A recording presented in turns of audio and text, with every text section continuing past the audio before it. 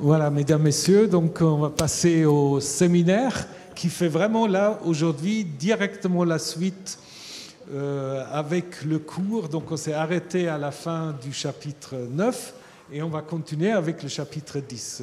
Ce qui m'arrange beaucoup parce que, comme je suis un peu en retard, donc on peut en effet terminer comme prévu.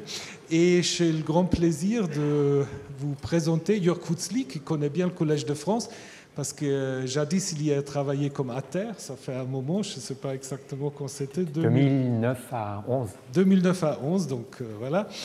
Et il est maintenant donc maître d'enseignement de recherche suppléant à l'Université de Lausanne. Il enseigne à Genève, les langues sémitiques notamment, mais aussi les textes bibliques. Il a appris beaucoup de langues sémitiques. Alors, je ne vais pas tout vous énumérer. Mais donc là, je vois qu'il a fait ougaritique, l'hébreu mishnaïque, l'hébreu moderne, le syriaque, aux universités de Berne, de Lucerne et de Bâle. Il est aussi à Jérusalem pour s'initier à la critique textuelle. Sa thèse, il l'a fait sur le début du livre de Samuel, aussi dans une perspective un peu de comparer les versions grecques avec les versions hébreues. Et tout récemment, il a sorti son habilitation. Tout à l'heure, quelqu'un m'a dit « Mais c'est quoi P ?» Alors, bon, P, c'est le document des prêtres, c'est le document sacerdotal. Il vient de consacrer un livre important, justement, Origins of P, Literary Profiles and Strata of the Priestly Text in Genesis 1 to Exodus 40. Donc, les strates et le profil littéraire de P. Donc, si vous voulez tout savoir sur P, si vous n'avez toujours pas compris ce que c'est P, ben, c'est difficile à comprendre. Vous pouvez lire ce livre, mais il va continuer à vous parler un peu de P, parce qu'une des idées de Jörg, c'est aussi que P n'a pas écrit ses textes à partir de rien, qu'il avait aussi des sources, des documents, des traditions, et il va nous montrer ça à l'exemple de Genèse 10. Donc, Genèse 10, une map monde en forme littéraire. Voilà ce que nous allons entendre maintenant. Merci beaucoup, et puis voilà, c'est à toi.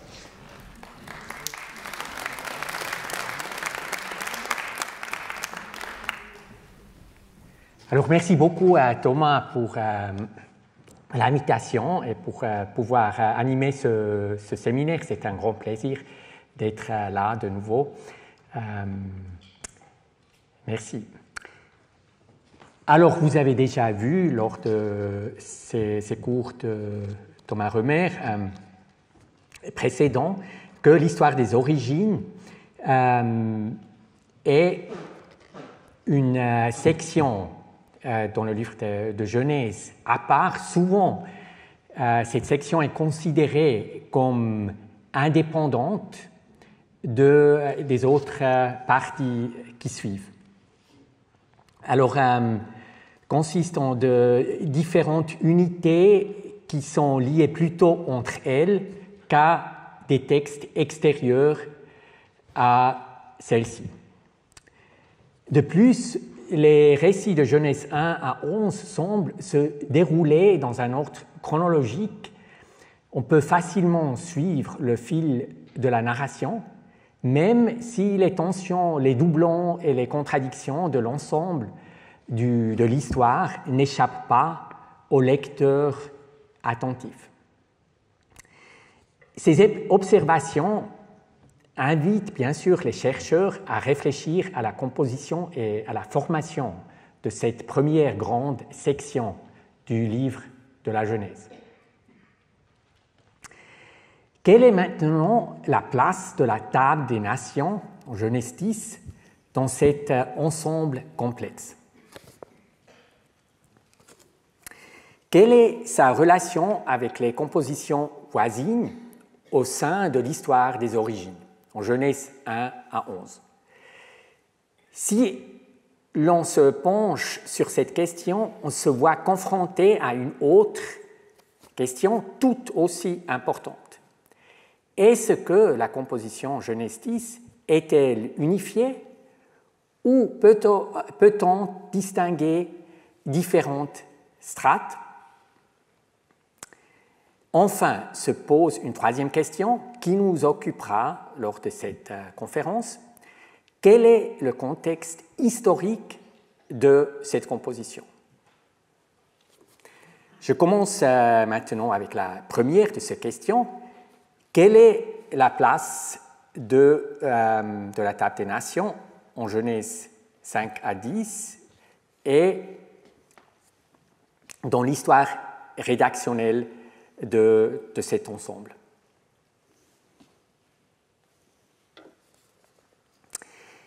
Ce qui saute aux yeux, c'est l'ouverture de cette composition de la Table des Nations.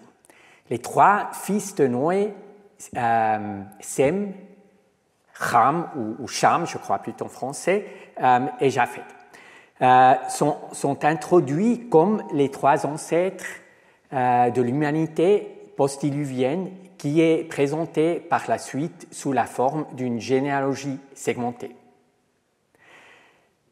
La mention des fils de Noé avec leurs noms Sem, Cham et Japheth relie la Table des Nations à deux autres compositions dans lesquelles Noé et ses trois fils font également leur apparition. Ça, vous avez bien sûr déjà vu lors du cours précédent. Le récit du déluge en Genèse 6 à 9 est l'histoire de l'invention du vin et de l'ivresse de Noé. Comme ce dernier récit traite également du thème de l'expansion de l'humanité après le déluge dont on a parlé, une comparaison de Genèse 10 avec cet épisode s'impose tout particulièrement. Tandis que dans le récit de l'invention du vin, les événements racontés résultent en une relation hiérarchique entre les trois patriarches et leurs descendants respectifs. La Table des Nations montre la dispersion égale des ancêtres dans le monde et leur différenciation en nations, tribus et langues. Les peuples semblent tous se situer au même rang. Aucune hiérarchie ne peut être établie entre eux. L'expansion de l'humanité après le déluge est présentée de manière très différente dans ces deux textes. Juste après le récit du déluge et la Table des Nations se trouve un troisième texte qui parle de l'expansion de l'humanité, le récit de la tour de Babel en Genèse 11. Ici, la dispersion et la ramification ethnique des hommes résultent de l'orgueil démesuré des hommes, c'est-à-dire de leur tentative d'atteindre le monde divin et de se faire un nom. Donc, au Lyon, chapitre 11.4. Ce récit ne semble pas présupposer ni l'événement du déluge, ni Noé et ses trois fils. Nous constatons donc que le thème de l'expansion de l'humanité à l'époque des origines occupait les auteurs bibliques et a été vu de différentes manières. Je reviens aux trois différentes compositions qui mentionnent Noé et ses trois frères. Donc le récit du déluge, celui de la mention du vin par Noé et la Table des Nations. Une différence frappante consiste dans le fait que l'ordre des trois fils est différent dans chacune des trois compositions. Donc, déjà à la fin de la généalogie de Genèse 5, et après dans le récit du déluge, on a l'ordre Sem, Cham, Japheth. Le récit de la viticulture a la séquence Sem, Japheth et Cham. Enfin, la Table des Nations présente l'ordre Japheth, Cham et Sem. Comment expliquer ces différences? Quel est l'ordre original? On s'approche de la réponse à cette question en examinant la place des fils de Noé au sein de ces trois différentes compositions. Et la réponse pourrait nous éclairer sur l'histoire rédactionnelle de ces unités littéraires qui se trouvent en Genèse 5 à 9, ou 10 plutôt, et leur relation entre elles. Dans ce but, nous allons regarder de plus près le genre littéraire de la structure de la table de nations en Genèse 10. Genèse 10 est une généalogie segmentée. La fonction d'une généalogie segmentée, à la différence d'une généalogie linéaire, est la suivante. Elle présente un ancêtre d'une tribu ou d'un peuple de laquelle ou duquel suivent plusieurs lignages parallèles. La généalogie linéaire, quant à elle, retrace une seule lignée allant de l'ancêtre au descendant. Alors, par exemple, Genèse 5. La généalogie linéaire, la présentation de la généalogie segmentée permet ainsi aux descendants contemporains, donc que ce soit des individus, clans ou tribus, de se situer les uns par rapport aux autres selon leur degré de parenté. La particularité de la table des nations Genèse 10 consiste dans le fait qu'elle présente la ramification ethnique de toute l'humanité post-diluvienne. Nous trouvons dans ce texte les peuples des différentes régions autour de la Méditerranée et il semble évident que l'auteur veuille donner un aperçu du monde entier tel qu'il était connu à son époque. Alors pour ça, c'est un texte assez long.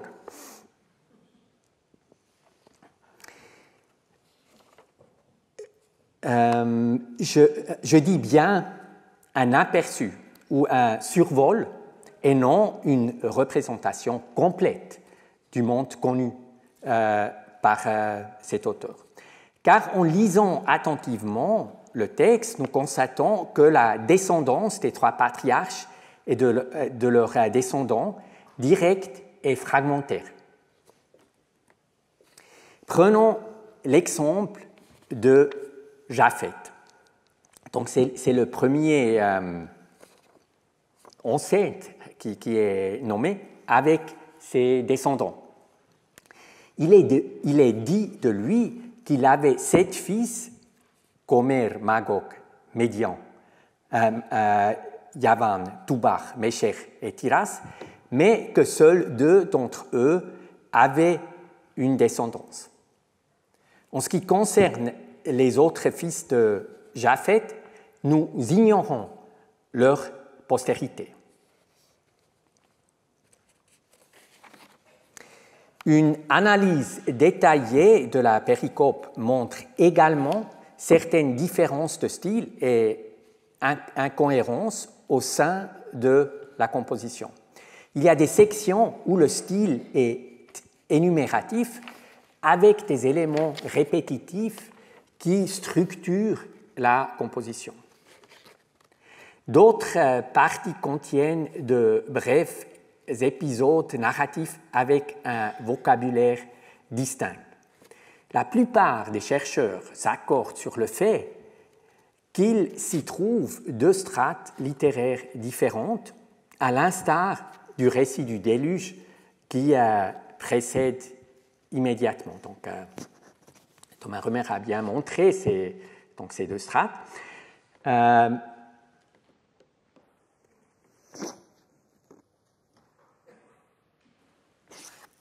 Voilà, donc j'ai surligné les 2 strates avec 2 couleurs en jaune, c'est la strate P, et en bleu turquoise, c'est la strate J ou non P.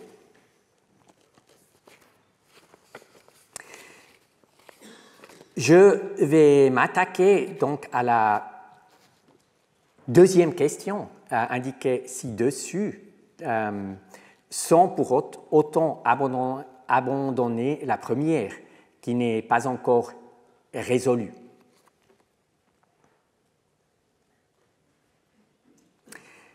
La théorie documentaire classique attribuait en effet certaines parties de Genèse 10 à J ou non P et la composition de base cohérente et plus complète à la source P, donc le récit sacerdotal. Et la strate P était considérée comme plus tardif. Alors J ou non P est plus ancien. Aujourd'hui, pourtant, un nombre croissant de chercheurs considèrent la formation de ces textes de manière inverse. La composition sacerdotale constitue la strate la plus ancienne. Ce n'est que plus tard que des passages non sacerdotaux épars, mais aussi le récit non sacerdotal sur l'invention du vin, en Genèse 9, 18, 27, aurait été ajouté. Il y a plusieurs arguments qui rendent cette hypothèse probable, à mon avis. La composition de P semble plus cohérente et structurée et se distingue en cela des passages attribués à J qui donnent l'impression d'une strate fragmentaire. J ne présente en effet que des descendants de, donc si on revient là, vous le verrez, que des descendants de Ham et de Sem ou Shem, mais non ceux de Japhet. Donc, au début, les descendants de Japhet, c'est tout en jaune, donc c'est la strate sacerdotale. Après, certains motifs et thèmes dans la strate J non P s'expliquent par la volonté de réorganiser l'intrigue sacerdotale et de contrer la théologie sacerdotale égalitaire, donc c'est un mot utilisé par Albert Depury, qui s'est beaucoup appuyé sur cette théologie de paix, donc théologie égalitaire. Et la couche J, par contraste, met clairement en valeur Sem et les peuples attribués à lui.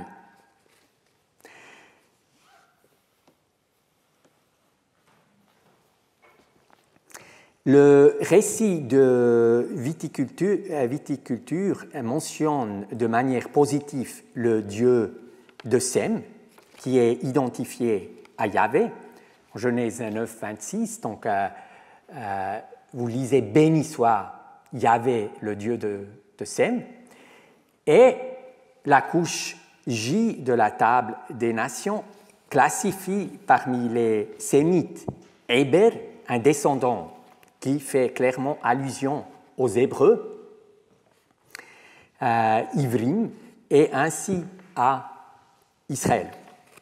Ce qui plaide, à mon avis, pour la priorité diachronique de paix, c'est surtout après le fait que les fils de Noé et leurs noms ont une fonction cruciale dans la table des nations, la strate P, contrairement au texte non P mentionné.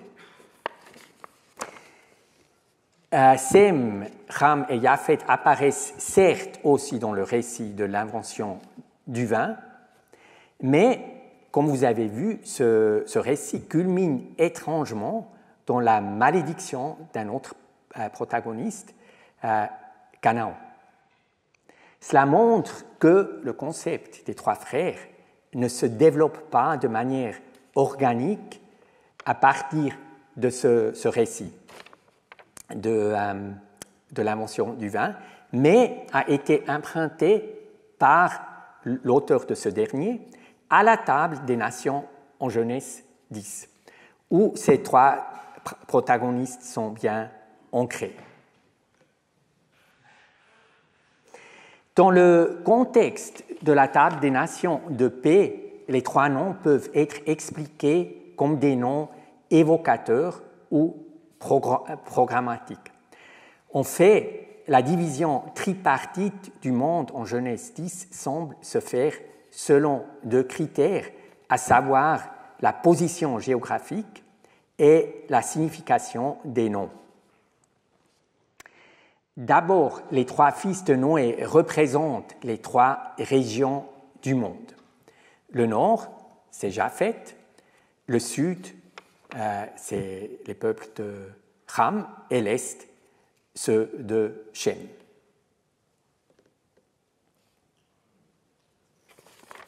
Donc là, vous avez la carte avec l'indication de ces peuples, ces nations. Les noms des nations attribuées à ces trois régions sont surlignés en trois couleurs différentes que vous voyez ici. Selon l'appartenance généalogique, seulement un peuple, celui de la Lydie, Loud en hébreu, donc, qui se trouve en Genèse 10, 22, ne correspond pas vraiment à sa position géographique. Donc vous voyez là Loud, qui se trouve en Anatolie, plutôt qu'à l'est que les autres nations ou peuples appartenant à Shem, donc surligné en vert.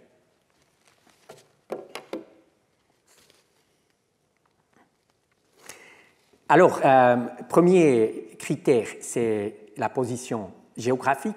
Le deuxième, chaque nom, par sa signification, semble faire allusion à une caractéristique de la région concernée. Ça semble particulièrement évident pour Ham, car Ham peut être associé à chaleur, qui est en hébreu chom, ou chaud, en hébreu cham. Et Ham englobe en effet uniquement des nations situées dans les régions chaudes au sud. Donc si vous regardez encore une fois cette région, c'est toutes ces nations où le nom est en brun. Donc le nom de Shem a probablement le sens de grand nom, renom, réputation. Ce qui fait sens dans la mesure où Shem est considéré comme l'ancêtre de 5 nations, régions de grande importance au Levant pendant la première moitié du premier millénaire avant notre ère. Donc ce sont ces 5 fils de Shem qui sont l'Élam, Ashur, donc la Syrie, Arpachshad, peut-être, probablement, Babylone, la Lydie, Loud, et l'Aram. Pour Élam et Assur, cela va de soi. C'était des nations de grande importance au début du premier millénaire, et également pour Babylone, ça se comprend. Mais là, il faut dire que l'identification d'Arpachshad avec Babylone, c'est-à-dire l'empire néo-babylonien, n'est pas sûre. Selon Lipinski, les 3 premières consonnes du nom, donc Aleph, Resh et P, pourraient faire allusion au mot pour arabe, nomade arabe, même s'il y a le problème que normalement c'est écrit dans les langues sémitiques avec ayin et plutôt avec un bet en troisième position. Sebas, en s'appuyant sur cette idée, se demande si Arpachshad désigne une Chaldée arabisée, donc à l'époque de Nabonide, qui avait des relations avec l'arabe. La deuxième partie du mot pourrait faire allusion à Kastim, le gentilice qui désigne les Chaldéens et qui est un élément du toponyme Ur-Kastim, Ur des Chaldéens, qui est le lieu de la naissance d'Abraham, selon le récit sacerdotal sur Abraham. Quant à la Libye, j'en ai déjà parlé, son attribution à Shem, aux nations du grand renom, s'explique par le fait que la Lydie fut un royaume puissant au 7e siècle et également dans la première moitié du 6e siècle avant notre ère, la période où Crésus, le roi fabuleusement riche, régnait sur ce royaume. Finalement, l'inclusion d'Aram parmi les peuples du renom est due au pouvoir politique des petits États aramiens qui sont bien attestés dans les annales assyriens et aussi dans la Bible, dans les livres des rois, où Hazaël et Rétzin jouent des rôles importants. Mais ça pourrait aussi être dû à l'importance de la langue araméenne, devenue une lingua franca dans le Levant dès le 7e siècle avant notre ère. Regardons maintenant de plus près le patriarche Japhet. Il peut être associé à beau, agréable, la racine yafa en hébreu, en référence à l'art et l'artisanat très appréciés provenant des régions septentrionales.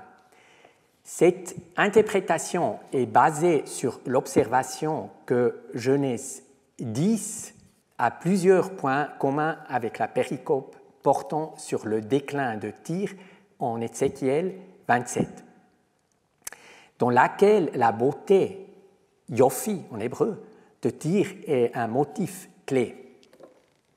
La splendeur de Tyr provient des produits magnifiques typiquement associés aux partenaires commerciaux internationaux de la ville portuaire, majoritairement se situant, comme j'ai dit, au nord. Il est frappé de constater que parmi ces partenaires, on trouve plusieurs fils de Japhet. Après, il y a aussi une autre interprétation de ce nom. Et Japhet serait dérivé du nom du titan grec Iapetus.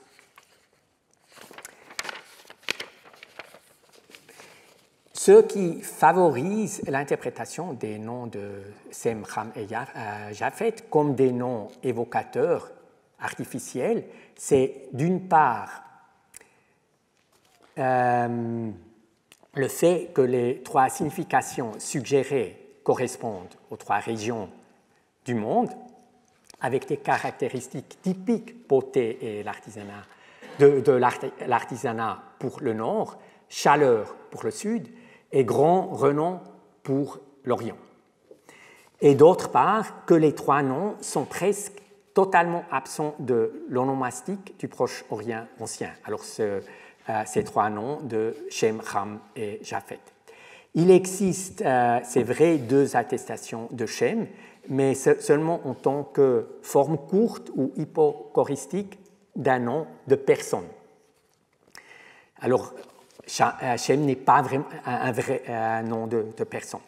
Et Ham apparaît dans 3 psaumes tardifs pour désigner l'Égypte, en psaume 78, et les psaumes 105 et 106, mais ces psaumes sont considérés le plus souvent comme très tardifs. Alors, cette désignation pourrait être influencée justement par Ram dans la table des nations. En revanche, la plupart des descendants des 3 ancêtres, c'est-à-dire les nations mentionnées dans la strate sacerdotale, sont attestés, la plupart d'eux, dans les sources anciennes et peuvent être identifiés avec une certaine certitude. Par la division géographique tripartite des nations énumérées, la composition proto-sacerdotale représente une véritable map-monde littéraire. Dans cette fonction, le texte est, à mon connaissance, unique au sein de la Bible et aussi de la littérature du Proche-Orient ancien. Certes, la division du monde en 3 parties était connue à l'époque d'Hérodote. Hérodote, dans le livre de son enquête, se moque en effet des gens qui divisent le monde en 3. Pour lui, cela semble avoir quelque chose d'arbitraire, car il considère la Terre comme une. D'ailleurs, la division que les cartographes de ces jours, donc les jours d'Hérodote, proposaient se distingue de celle du texte biblique en Genèse 10. Vous voyez ici une représentation. Ce sont 2 fleuves, le Nil en Égypte et l'Euphrates en Géorgie, qui marquent les frontières. Donc, ce qui est intéressant, surtout le Nil qui divise l'Égypte en 2, et après le Fas se trouve ici.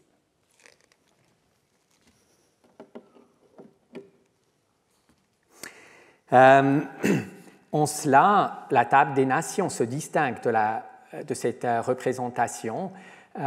Clairement, une différence importante par rapport à celle-ci consiste dans le fait que Genèse 10 attribue le pays de Canaan à l'Égypte, comme on a vu. Alors si on revient à la carte, si on veut, de Genèse 10, donc on voit bien la Palestine, Canaan, fait partie des peuples de Ham. Comme indiqué au début, les 3 fils de Noé sont également mentionnés brièvement dans le récit sacerdotal du déluge. La généalogie de Genèse 10 constitue ainsi la suite naturelle du récit du déluge selon P. Ça semble logique. Pourtant, l'ordre inversé des 3 fils dans le récit du déluge par rapport à l'ordre qui forme la structure de la table des nations pose un problème.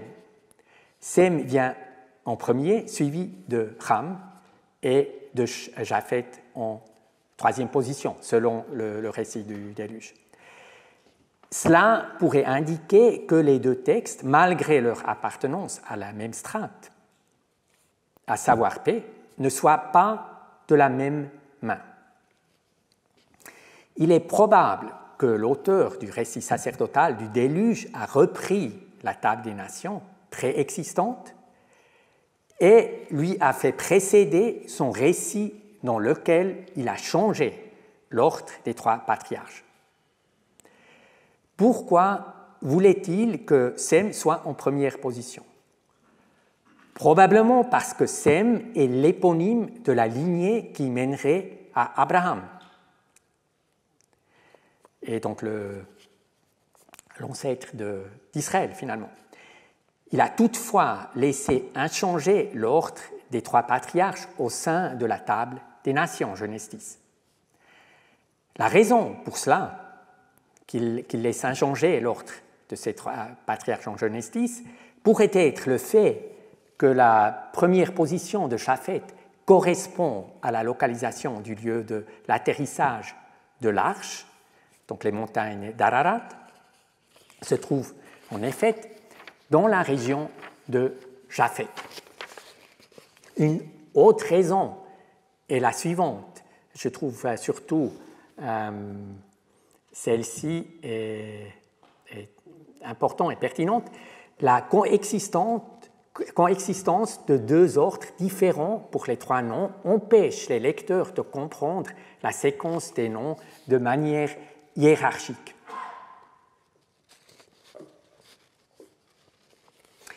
Donc la première partie de mon exposé aboutit à la conclusion suivante. Nous situons l'origine, oui c'est ça, l'origine de Japhet, Ham et Shem dans la table des nations en Genèse 10. À ce stade-là, ils n'étaient pas encore fils de Noé, mais étaient des noms artificiels ayant une fonction évocatrice. Ce n'est que l'auteur du récit du déluge qui leur donne la filiation de Noé. Ils deviennent ainsi les fils du héros du déluge. Enfin, l'auteur du récit de l'invention du vin par Noé reprend la disposition familiale de paix en modifiant à son tour l'ordre des trois fils. Ham est désormais le plus jeune et de plus, il met encore un accent idéologique très différent, cet auteur. Les peuples attribués à Sem et Japhet sont considérés comme supérieurs que ceux de Ham, et parmi ces derniers, Canaan se voit maudit et contraint à une existence d'esclave.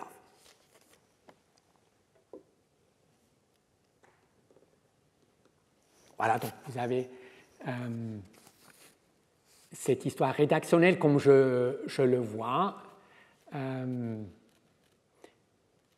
Voilà, il faut dire aussi pour l'introduction de la table des nations Genèse 10, là Noé est mentionné, donc ça pourrait être secondaire.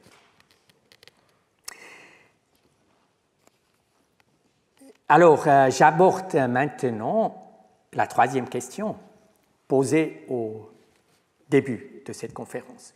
Quel est le contexte historique de la table des nations sacerdotales qui est, comme nous avons vu, la composition primitive? Une grande partie des chercheurs européens et américains l'attribuent à la période perse. Pour eux, la composition reflète l'oïkoumène perse. Certains chercheurs rapprochent la table des nations à l'énumération des nations dans les inscriptions monumentales des rois perses Darius Ier et Xerxès Ier. Donc il y a deux chercheurs importants qui soutiennent ce rapprochement, mais beaucoup d'autres, et c'est clairement la position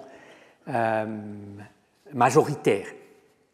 Mais une comparaison attentive de ces listes avec le récit biblique montre que dans sa forme, que dans son contenu, la table des nations se distingue nettement de l'énumération des peuples dans ses inscriptions qui a sa propre séquence caractéristique. Vous voyez ici un exemple de ces listes de peuples similaires et ces listes se caractérisent par un ordre assez similaire dans les différentes inscriptions trouvées en perse. Quelles sont donc les différences entre l'énumération dans les inscriptions des rois achéménides et la composition biblique? Alors que la structure de la table des nations est tripartite, l'énumération des nations dans les listes perses est linéaire. En Genèse 10b, la Perse et l'Arabie sont absentes. Les Mèdes et les Élamites, qui sont presque toujours mentionnés l'un après l'autre dans les listes des rois achéménides, sont attribués à deux ancêtres différents, Japhet et Sem, qu'on a vu. Enfin, alors que l'ordre des nations dans les listes perses reflète une importance relative, ce qui est intéressant de voir la Perse, la Médie et l'Élam se trouvent toujours au début de ces listes, il n'y a pas de hiérarchie visible dans la table des nations de Genèse 10. Le fait que la Perse ne soit pas mentionnée dans la composition s'oppose particulièrement, à mon avis, à la datation à l'époque perse. À propos de ce dernier argument, certains chercheurs ont soutenu que l'auteur aurait laissé de côté les Perses parce qu'il considérait l'émergence de l'Empire perse comme un développement trop récent pour que la Perse soit mentionnée dans cette énumération des nations post-diluviennes. À cet égard, cependant, l'occurrence de Yavan, la Grèce, en Genèse 10, mentionnée principalement, sinon dans les textes post-exiliques de la Bible hébraïque, doit être prise en considération. De plus, Genèse 10, strate sacerdotale, mentionne d'autres peuples qui devinrent d'importantes puissances régionales quelques décennies avant l'émergence de la Perse, donc au 8e jusqu'au début du 6e siècle avant notre ère. Donc les Cimériens, les Mèdes et la Lydie.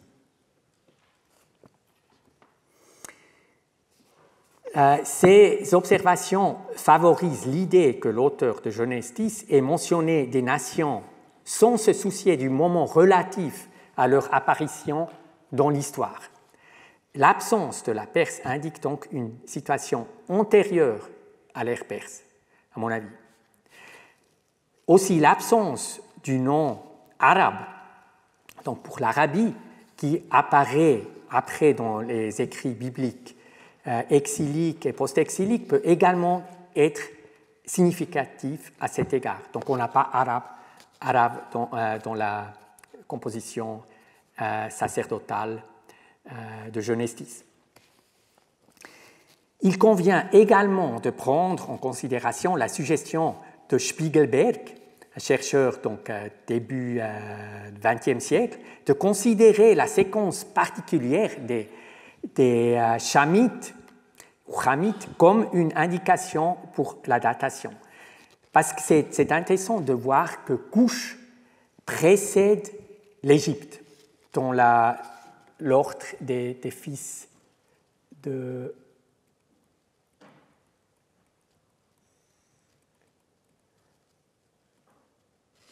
Donc si vous regardez les fils de Ham, donc on a Couche en première position avant Mitzrayim. Ça, c'est intéressant. Cela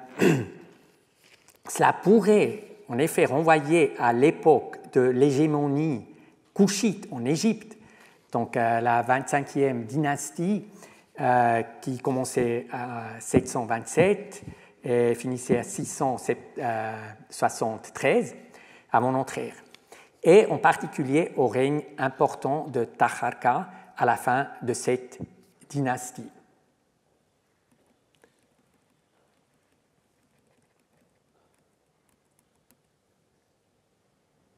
Voilà.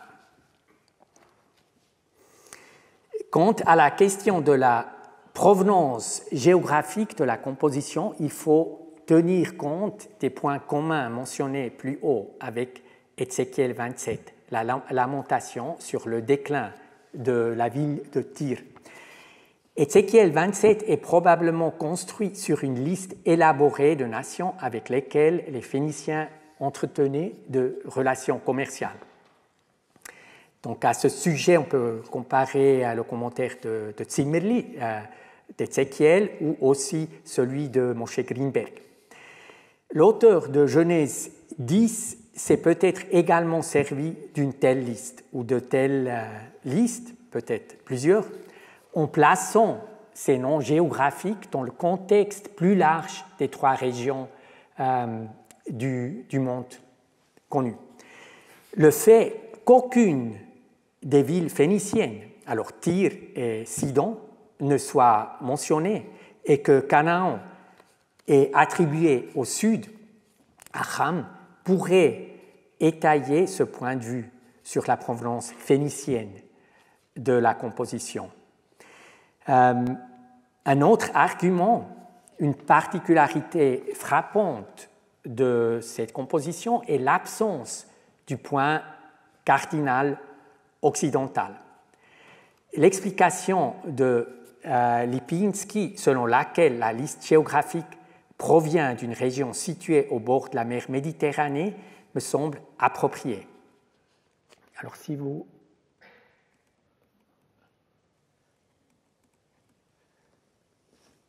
regardez encore une fois la carte, donc vue de la position aussi de la Palestine, Israël, mais de la région phénicienne,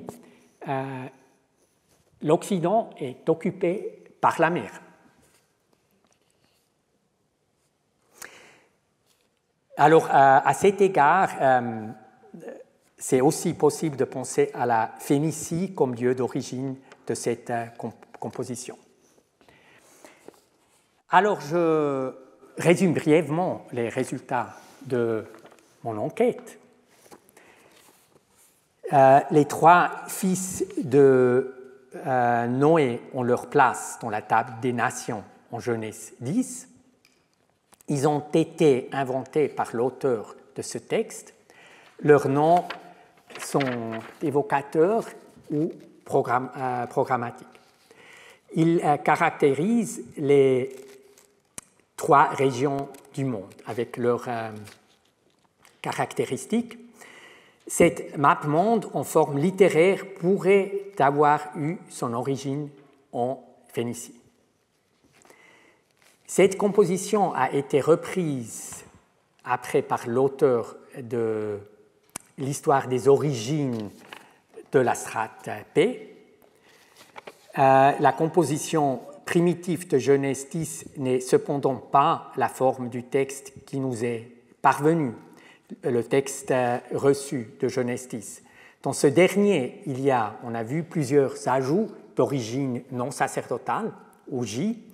Ces ajouts tentent de corriger la théologie sacerdotale, et alors que la composition sacerdotale voit les nations des trois régions du monde dans des relations égalitaires, le rédacteur non sacerdotal insère différents passages qui valorisent les peuples appartenant surtout à Sem, mais aussi à Japhet, et dévalorise ceux de Cham. En ce qui concerne finalement la question de la datation de la composition originale, il est intéressant de trouver plusieurs indices qui suggèrent une origine de cette composition à une époque beaucoup plus ancienne que les écrits de P, tels qu'ils sont majoritairement datés dans la recherche récente. Je vous remercie de votre attention.